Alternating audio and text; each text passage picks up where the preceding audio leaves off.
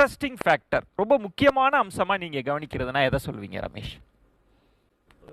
புதிய ஒரு அரசியல் கட்சி வந்திருக்கக்கூடிய போட்டியாளர் அலட்சியப்படுத்த முடியாதவராக களத்தில் இருக்கிறார். ஓகே. விஜய் அவர்கள், விஜயனுடைய வருகை என்பது ஓகே களத்தை புரட்டி போட்டிருக்கிறது. கிட்டத்தட்ட 2026 தேர்தல் களத்தையே விஜய் வருகை புரட்டி போட்டிருக்கிறது. கணிக்க முடியல. இந்த தமிழக அரசியல் களம் என்பது விஜய் வெர்சஸ் அதர்ஸ். விஜயை பார்க்க வருகிற கூட்டத்துக்குள் பெண்கள் கண்ணீர் வடிக்கிறார்கள். இது டிவைன் கரிஷ்மா. விஜய் ஃபேக்டர் ஒரு மறுக்க முடியாத விஷயம் என்பதை நான் ஒப்புக்கொள்கிறேன். ஏனெனில் அரசியல் விற்பனர்கள், தேர்தல்களை கணிக்கக்கூடிய விஞ்ஞானிகள் என்று சொல்லக்கூடிய செஃபாலஜிஸ்ட், இவங்க எல்லாருக்குமே வந்து அது ஒரு சவாலாக தான் இருக்குது.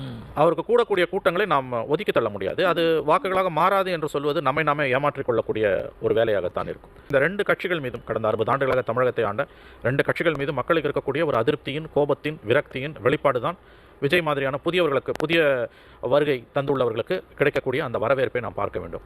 கணிசமான வாக்கு வங்கி விஜய் வாங்குவார், மறுக்கவே முடியாது.